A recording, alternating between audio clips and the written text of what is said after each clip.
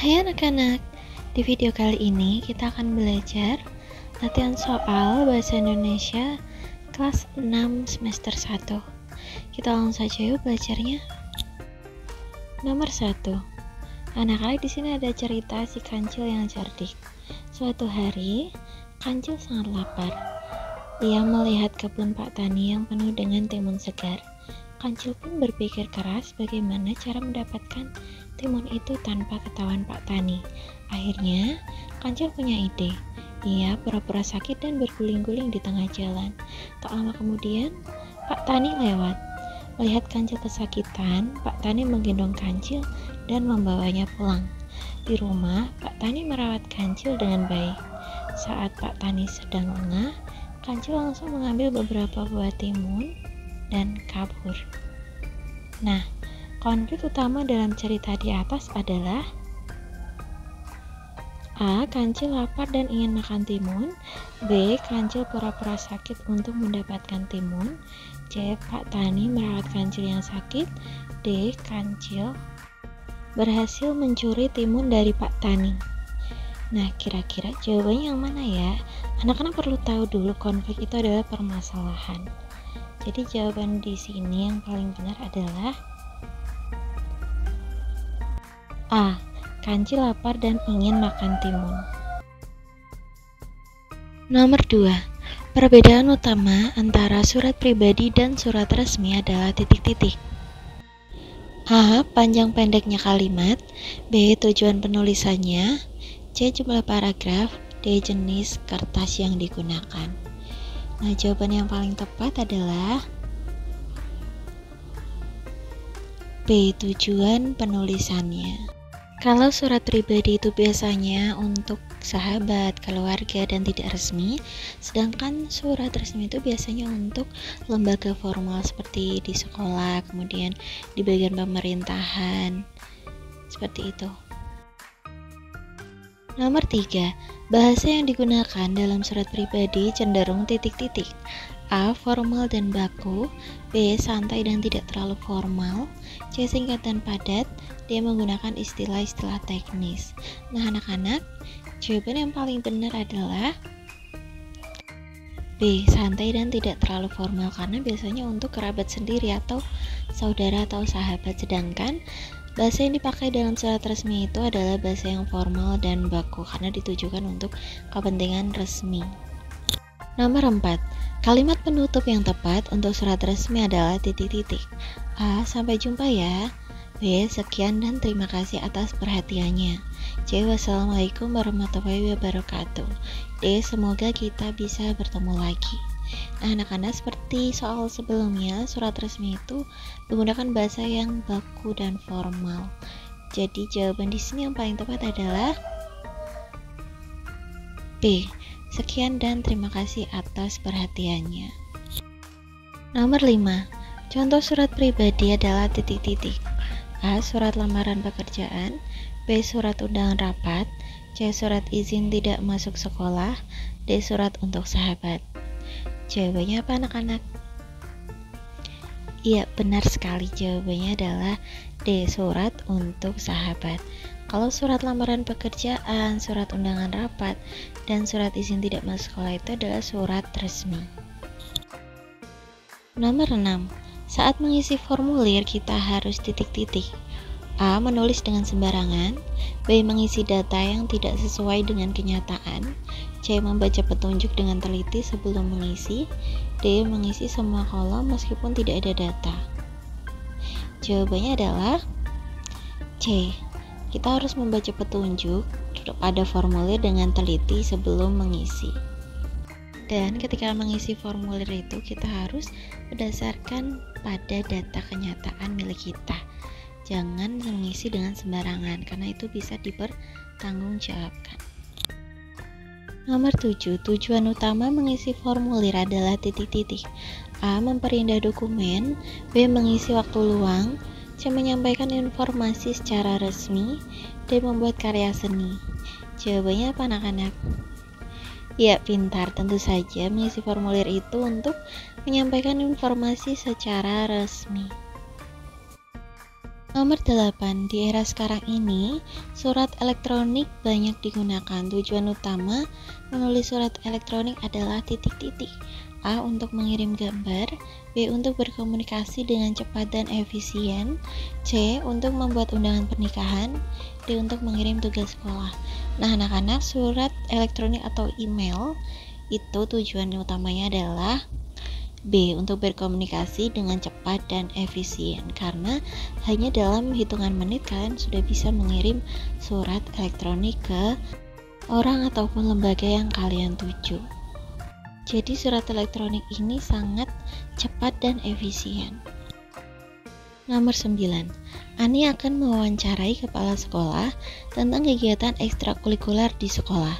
Pertanyaan terbuka yang paling tepat untuk mendapatkan jawaban yang lebih rinci adalah titik-titik. A. Apakah sekolah kita memiliki banyak kegiatan ekstrakurikuler? B. Apa saja kegiatan ekstrakurikuler yang ada di sekolah kita? C. Apakah siswa tertarik dengan kegiatan ekstrakurikuler? D. Kapan ekstrakurikulernya diadakan? Nah, anak-anak, untuk mendapatkan jawaban yang lebih rinci, pertanyaan wawancara kita kepada kepala sekolah tentang ekstrakurikuler adalah B. Apa saja kegiatan ekstrakurikuler yang ada di sekolah kita? Nanti kepala sekolah akan menjawab kegiatannya dan juga biasanya menjelaskan kegiatan-kegiatan tersebut. Jadi kalian bisa memperoleh informasi yang lebih rinci. Jika kalian wawancara, hindari pertanyaan yang hanya jawabannya iya atau tidak. Nomor 10. Hujan turun dengan deras membasahi bumi hingga ke tulang. Majas yang digunakan dalam kalimat tersebut adalah titik-titik. A. Personifikasi. B. Hiperbola. C. Metafora. D. Asosiasi. Jawabannya adalah B. Hiperbola. Kenapa hiperbola, anak-anak? Karena di sini ada kata membasahi bumi hingga ke tulang. Tidak mungkin kan kalau hujannya itu membasahi bumi hingga ke tulang kalian. Nah, maksudnya ini adalah sangat dingin seperti itu ya. Nah, jadi anak-anak perlu tahu bedanya majas-majas tersebut.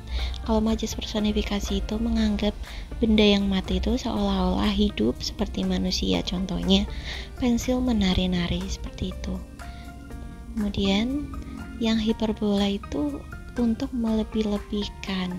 Kalau majas metafora itu majas seperti menggunakan istilah lain seperti anak emas, kemudian buah tangan, seperti itu. Kemudian kalau majas asosiasi atau perumpamaan itu mengumpamakan seperti bak, bagaikan.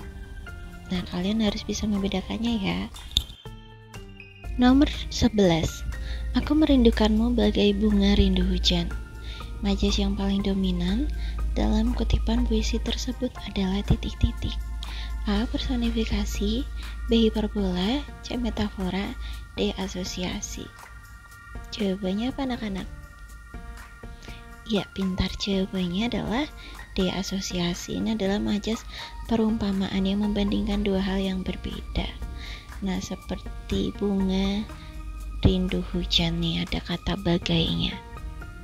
Namun dua hal yang dibandingkan dalam majas asosiasi itu tetap dianggap sama. Nah, biasanya majas asosiasi itu menggunakan kata bagai, bagaikan, bak, seumpama, laksana, seperti itu ya anak-anak. Nomor 12. Unsur yang paling penting dalam sebuah catatan perjalanan adalah titik-titik. A. Gambar-gambar yang menarik. B. Bahasa yang baku dan formal. C. Urutan waktu kejadian. D. Nama-nama orang yang ditemui. Anak-anak, yang paling penting dalam catatan perjalanan tentu saja C. Urutan waktu kejadian. Jadi ketika kalian menceritakan catatan perjalanan itu harus urut mulai dari keberangkatan kalian sampai kalian pulang. Nah, jangan lupa kalian itu harus menyebutkan tempatnya, kemudian apa saja yang kalian lihat, waktunya, kemudian bagaimana di sana. Nomor 13. Cuaca hari ini sangat cerah sehingga kami bisa menikmati pemandangan pantai dengan sempurna. kalimat tersebut merupakan contoh kalimat yang berisi titik-titik. A. Pendapat, B. Fakta, C. Pertanyaan, D. Perintah. Jawabannya adalah A. Pendapat. Kenapa? Karena tidak semua orang itu menganggap hari yang cerah itu cerah, dan dia merasa bahwa hari yang cerah itu bisa membuat pemandangan semakin sempurna. Nomor 14. Berikut ini kalimat yang merupakan fakta adalah titik-titik. A. Mangga adalah buah yang paling enak. B. Membaca buku setiap hari sangat bermanfaat. C. Jakarta adalah ibu kota Indonesia. D. Belajar matematika itu sulit. Nah, anak-anak, fakta itu adalah sesuatu yang benar-benar terjadi dan tidak berdasarkan pendapat orang lain, sedangkan opini itu berupa pendapat, jadi tidak benar-benar terjadi dan bisa berbeda pada setiap orang. Yuk kita lihat yang A, mangga adalah buah yang paling enak. Ini opini, karena tidak semua orang merasa mangga itu enak. Kemudian B, membaca buku setiap hari sangat bermanfaat. Ini juga bukan fakta karena tergantung bukunya apa dulu, dan tidak semua orang itu merasa membaca buku bermanfaat. Yang C, Jakarta adalah ibu kota Indonesia, ini adalah fakta. Yang D, belajar matematika itu sulit. Ini opini. Kenapa? Karena tidak semua orang merasa belajar matematika itu sulit. Jadi jawaban yang paling benar adalah C. Jakarta adalah ibu kota Indonesia. Namun ibu kota kita sekarang sudah pindah ya anak-anak, di Pulau Kalimantan. Kalian tahu namanya? Nomor 15. Ubahlah kalimat langsung berikut menjadi kalimat tidak langsung. Saya sangat suka makan bakso, kata Sasa. Nah, anak-anak, kita harus tahu bedanya kalimat langsung dan tidak langsung. Kalau kalimat tidak langsung itu biasanya menggunakan tanda petik, ya. Kalau kalimat yang tidak langsung itu tidak ada tanda petiknya.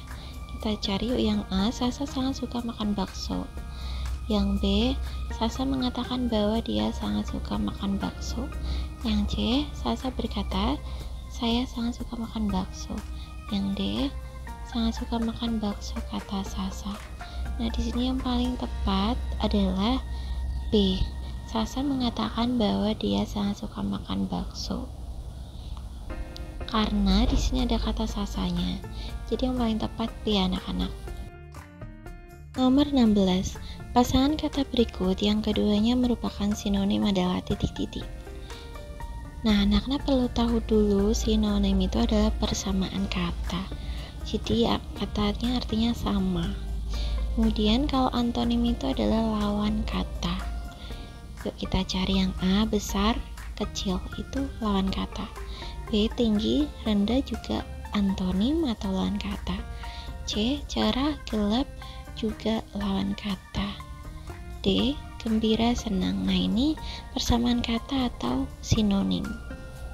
Anak-anak jangan bingung ya membedakan antara sinonim dan antonim. Kalau sinonim itu begini saja, seperti katanya itu levelnya sama. Jadi gembira, senang. Kemudian kalau antonim itu level katanya beda, dari tinggi ke rendah atau rendah ke tinggi, seperti itu. Nah, anak-anak, sekian pembelajaran bahasa Indonesia kita kali ini. Semoga dengan video ini kalian bisa lebih semangat belajar dan lebih paham. Sampai jumpa di video berikutnya.